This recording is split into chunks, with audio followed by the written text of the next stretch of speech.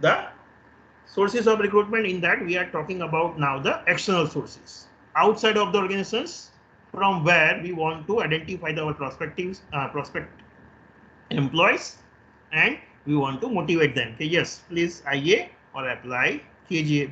So now what are the external sources through which we can identify? The first one will be the campus recruitment. कि भाई organisations के रूप में हम कहाँ से ला सकते हैं? तो कि भाई कंसर्न कैंपसेस से, कॉलेजेस से. So different type of organizations can get the inexperienced candidate of different types from various educational institutions or like colleges, universities. We are providing the educations on science, commerce, arts, engineering, technology, agriculture, medicines or even management. कि भाई क्या होगा, आपके particular state के अंदर बहुत सारी universities होगी, बहुत सारी कॉलेजेस होगी, कि जहाँ पे क्या है वेरियस यंगस्टर्स होंगे कि जो डिफरेंट डिफरेंट एरियाज में पढ़ रहे हैं. कि भाई साइंस में कोई पढ़ रहा है, कॉमर्स में है, आर्ट्स में, science, engineering, technology, agriculture, management. तो डिफरेंट डिफरेंट फील्ड्स के अंदर बच्चे वहाँ पे पढ़ रहे हैं.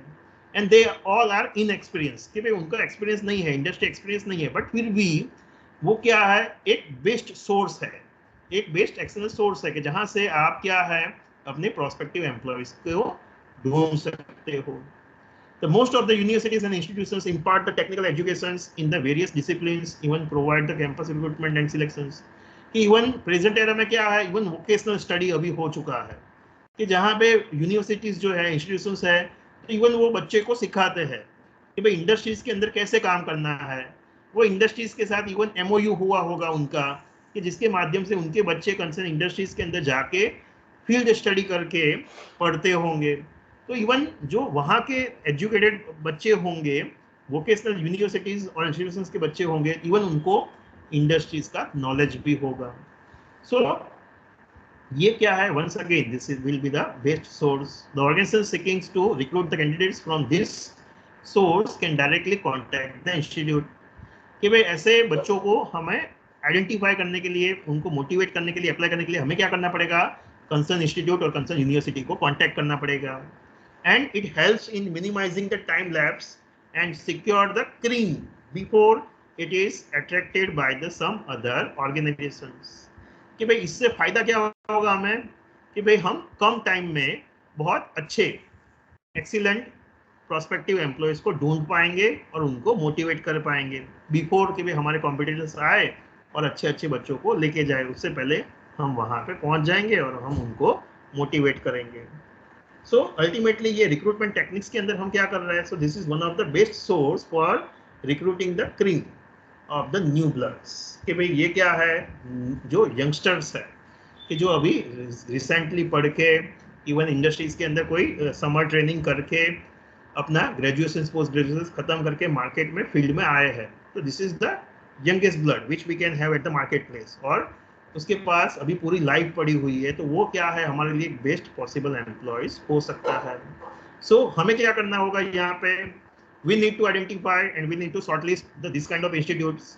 कि भाई हमें स्टेट के अंदर, पर्टिकुलर कंट्री के अंदर कौन कौन से अच्छे इंस्टीट्यूट है कि जहाँ पे क्या है हमें जो एम्प्लॉयज चाहिए वैसे एम्प्लॉयज मिल सकते हैं, तो हमें उनका लिस्ट बनाना चाहिए.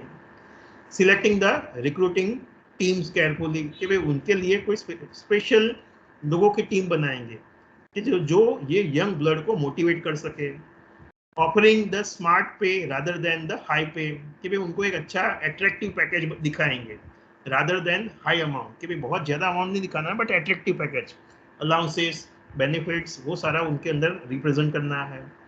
Presenting the clear image of the company. कि भाई कंपनी की अच्छी इमेज उनको रिप्रेजेंट करनी है. Presenting the company but do not over cell. कि भाई कंपनी को रिप्रेजेंट करना है, उनके सामने कंपनी की इंफॉर्मेशन देना है, बट बहुत ज़्यादा मार्केटिंग कंपनी के बारे में नहीं करना है. तो गेटिंग इन अर्ली. कि भाई जल्दी से जंप नहीं लगाना है, बट स्लोली एंड ग्रेजुअली उनको कन्विंस करना है. Focusing on the career growth opportunities. कि भाई वो हमारी कंपनी में आएंगे तो उनका करियर कैसे अच्छा होगा, कैसे आगे बढ़ पाएंगे. That the company offers to the recruiters. कि भाई हम कैसे आपको आगे लेके जाएंगे, तो वो चीज़ हमें उनको दिखानी है, समझानी है. We need to include the youngsters, the young line managers and even alumni of that business schools in the recruiting team. कि जो हम रिक्रूटिंग टीम बनाते हैं तो उसके अंदर जो कंसर्न कॉलेज के अंदर जा रहा है, यूनिवर्सिटी के अंदर जा रहा है, तो वहाँ का कोई एल्यूमनी है, हमारा यंगस्टर्स जो है उनको वो टीम में रखेंगे, so that we can represent कि यस हमारी कंपनी के अंदर ऐसे ऐसे यंगस्टर्स जो है वो आके काम करते हैं, आपकी ही कॉलेज का पास आउट ये लड़का है कि जो आज यहाँ पे मैनेजर के रूप में बैठा है। सो इन दिस वे हम उनको मोटिवेट कर पाएंगे, and even we can build a relationship with the faculties, administrators and even students to grab them before the rival, जो कि भाई ये करके हम क्या कर रहे हैं अल्टीमेटली वो कॉलेज के साथ, इंस्टीट्यूशंस के साथ, फैकल्टी एडमिनिस्ट्रेशंस के साथ एक अच्छा हेल्दी रिलेशनशिप बनाना चाहते हैं, और इवन स्टूडेंट्स के साथ भी एक रिलेशंस मेंटेन करेंगे, सो दैट कि भाई उसका जैसे ही ग्रेजुएशन पोस्ट ग्रेजुएशन खत्म होगा उसके बाद हम डायरेक्टली उसको अपॉइंट कर लेंगे एज कि भाई हमारा कॉम्पिटिटर्स आए उससे पहले। तो ये सारी चीजें हमें क्या है कैंपस रिक्रूटमेंट के अंदर करनी होगी। So this is the first source कि भाई हम क्या है कंसर्न कॉलेज और यूनिवर्सिटीज में से भी क्या है बच्चों को, प्रोस्पेक्टिव एम्प्लॉयज को लेके आ सकते हैं। Second one will be the private employment agencies, consultancies, also called the executive search engines, कि भी वो एक executive search engines के रूप में भी हम उसको जानते हैं, and they are the source for getting the highly specialized and executive positions, कि भाई जो top end के हमें employees चाहिए, top level के employees चाहिए, और कोई specific field के अंदर expert बंदा चाहिए, तभी हम क्या है ऐसे एम्प्लॉयमेंट एजेंसी के पास जाते हैं, कंसल्टेंट के पास जाते हैं कि जहां से हमें कोई बेस्ट सुटेबल कैंडिडेट के बारे में इंफॉर्मेशन मिल सके। They perform the recruitment functions even on behalf of a client company by charging the fees, कि इवन वो लोग हमारे बिहाफ में पूरा रिक्रूटमेंट एंड सिलेक्शन प्रोसेस भी कंडक्ट कर सकते हैं, बट उसके लिए वो फीस लेंगे, हम फीस पे करेंगे, तो उसके लिए वो लोग बेस्ट सुटेबल कैंडिडेट्स हमें ढूंढ के उसकी पूरी प्रोसेस खत्म करके हमें वो बंदा देंगे।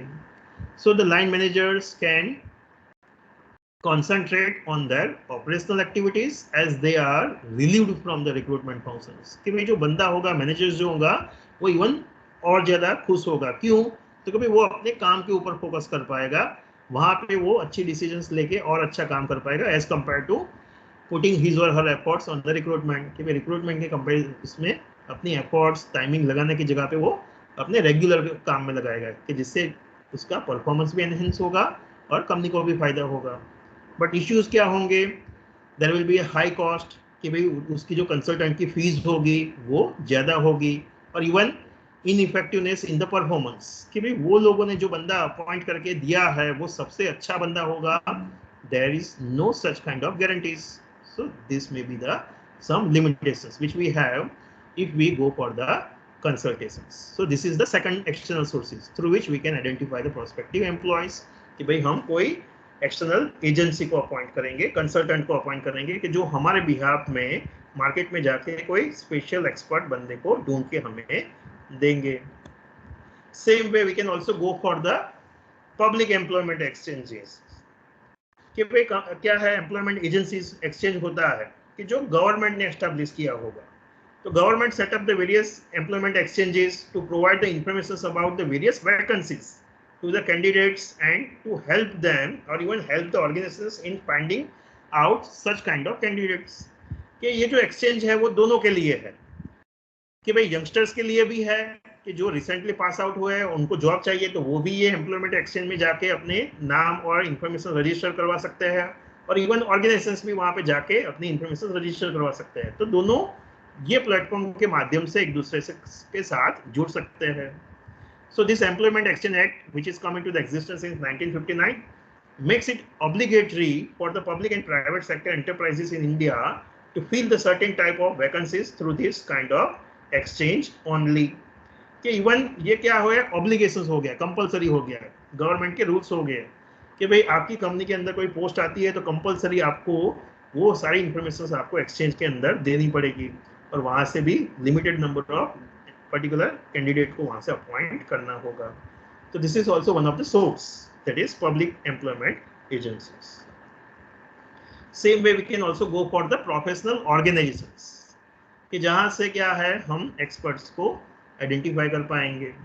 So they are going to maintain the complete biodatas of their members and they provide the same of various organizations on requirement।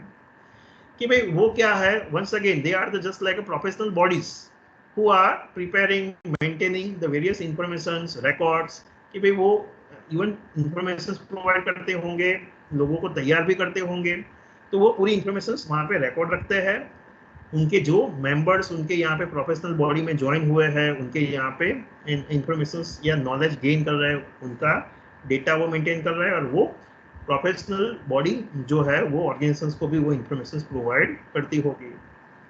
So also act as a exchange between their members and their recruiting firms in exchanging the information. Okay, professional organizations है, this is also one kind of exchange कि professional bodies जो है कि जहाँ पे कोई बंदे ने प्रोफेशनल पर्टिकुलर एरिया के अंदर प्रोफेशनल ग्रेजुएशन या पोस्ट ग्रेजुएशन या कंसर्न डिग्री हासिल की है, तो वो प्रोफेशनल बॉडी का मेंबर बनेगा। वो प्रोफेशनल ऑर्गेनाइजेशंस के अंदर कुछ डिफरेंट काइंड्स ऑफ कोर्सेज करेगा और उसका मेंबर बना हुआ है, तो वो प्रोफेशनल ऑर्गेनाइजेशंस के साथ उसकी वहाँ पे उसके पास सारी इंफॉर्मेशन है। सेम वे कंपनीज जो है they are also contacting this kind of organisations, professional body के पास आएंगे और वहाँ पे वो डिस्कस करेंगे और उनसे वो क्या है, उनके जो मेंबर्स हैं उनका लिस्ट ले सकते हैं, और वो लिस्ट में से भी हम प्रोस्पेक्टिव एम्प्लॉयज ढूंढ पाएंगे। So suitable to recruit the experienced and professional employees like executives, managers, engineers, कि जो हाई एंड लेवल के एम्प्लॉयज होंगे कि जो अपने कंसर्न एरियाज के अंदर प्रोफेशनल नॉलेज गेन करके वो concern professional organisations, CA, CS, ऐसे कोई बॉडी होगी, all India CA association, all India CS association, ऐसी कोई प्रोफेशनल बॉडी होगी कि उसके वो मेंबर्स बने होंगे। तो ये प्रोफेशनल ऑर्गेनाइजेशंस जो है उनके पास बहुत सारे ऐसे एक्सपीरियंस लोग मेंबर्स के रूप में होंगे, वहाँ पे उनका इंफॉर्मेशन डेटा होगा। So even as a organisations हम वहाँ पे जाके वो प्रोफेशनल ऑर्गेनाइजेशंस, वो प्रोफेशनल बॉडी से भी उनके मेंबर्स का लिस्ट लेके हम आइडेंटिफाई कर सकते हैं कि भाई वो एरिया के अंदर कौन कौन से बेस्ट एम्प्लॉयज है, और इवन उसके माध्यम से हम उनको अप्रोच करके क्या है अच्छे एम्प्लॉयज को हमारी कंपनी में ला सकते हैं। तो this is also one of the source through which we can identify the best suitable candidates. Then we can go for the data banks where the management can collect the biodata of the candidates from the different sources like various exchanges, private employment exchange, government employment exchange, educational training institutions कि भाई various colleges है, vocational colleges है, professional bodies है, तो वहाँ सारी जगह में से हम सारे कैंडिडेट्स जो है वो सारे कैंडिडेट्स का इंफॉर्मेशन हम गैदर करेंगे और वो हमारे कंप्यूटर के अंदर कंपनी के सिस्टम के अंदर वो सारा फीड कर देंगे, डेटा एंटर करेंगे। तो ये क्या बन गया, it is just like a data bank. तो फ्यूचर में अगर हमें कोई टाइप का एम्प्लॉय चाहिए, कोई particular skill, particular education, particular experience वाला बंदा चाहिए, तो वो डेटा बैंक में जाके भी हम क्या है सर्च कर सकते हैं, वहां से भी इंफॉर्मेशन ढूंढ सकते हैं। तो this is also one of the source. Same way casual applicants के भी क्या होगा, कोई बंदा हमारे यहाँ पे आके वेबसाइट के ऊपर कभी भी कोई भी बंदा आके सबमिट करवा गया होगा। So depending upon the image of the organisations, its prompt response, the level of unemployment, or even the candidates apply the casually for the jobs through the mail or hand over the applications to the HR departments। कि भाई क्या होता है कि भाई company के अंदर, company की जो वेबसाइट्स है, HR डिपार्टमेंट्स है, तो वहाँ पे नॉर्मली जो कैंडिडेट्स होते हैं वो कैजुअली आते हैं और अपना CV देके जाते हैं, HR डिपार्टमेंट को अपना CV मेल करते हैं, वेबसाइट पे जाके करियर के ऑप्शंस के अंदर जाके अपना CV वो अपलोड करते हैं। तो ये it is a casual approach कि कोई पोस्ट आई नहीं है बट फिर भी क्या है कि जो यंगस्टर्स है तो उसको कोई जॉब नहीं मिली है, वो अनएम्प्लॉयड है, तो इन दैट केस ही और she will go and try to apply at the different places. He or she is try to simply submitting his or her CV in the different companies. So this is a casual approach. But once again, this can also be a one of the source कि भाई ऐसे जो लोग हमारे यहाँ पे आके CV submit करवा गए हैं, वो लोगों में से भी क्या है हम टेम्पररी और लोअर लेवल की जॉब्स है तो वहाँ पे हम ऐसे टाइप्स के एम्प्लॉयज को सिलेक्ट कर सकते हैं। So this is also one of the source. Same way we can also go for identifying the prospective employees from similar organizations. Like the experienced candidates are available in the organizations producing the same product. कि भाई हमारी जैसी company है, हम जो produce कर रहे हैं वैसी ही प्रोड्यूस करने वाली कोई और कंपनी होगी, वहाँ पे कोई एक्सपीरियंस कैंडिडेट बंदा होगा, एक्सपर्ट होगा, तो वो बंदा भी क्या है हमारे लिए बेस्ट पॉसिबल हो सकता है कि भाई वहां पे से भी हम लेके आ सकते हैं. So most effective source for executive positions and for newly established organizations or diversified or expanded organizations. कि भाई जो एग्जीक्यूटिव टॉप लेवल की पोस्ट है तो उसके लिए हम हमारे कॉम्पिटिटर्स में से लेके आ सकते हैं.